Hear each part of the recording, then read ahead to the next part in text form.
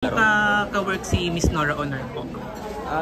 First time makaka-starstruck kasi sabi ko nga kay Derek noon pag tinitingnan ko yung mata ni Ate Guy, para akong nai-hypnotize, parang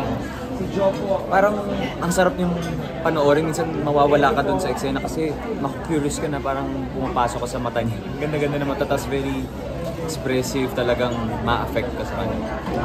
As an artist po also, ano po yung legacy ni Miss Nora Honor na hindi niyo po malilimutan? Napakalaking ambag ni Ate Guy sa industriya sa ating industriya, film industry, sa lahat. And masasabi ko lang na napakaswerte ko na kahit isang beses ko lang siya nakatrabaho, at least nakatrabaho ko ang isang Nora Honor superstar.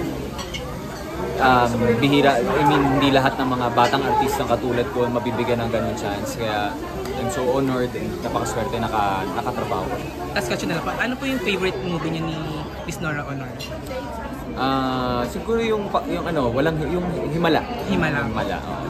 Maraming salamat po, Sir Martin. Thank you po. Thank you.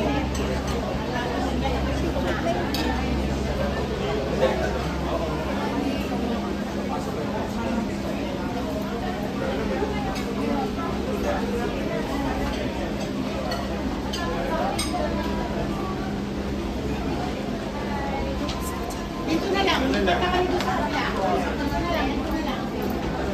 Papasok na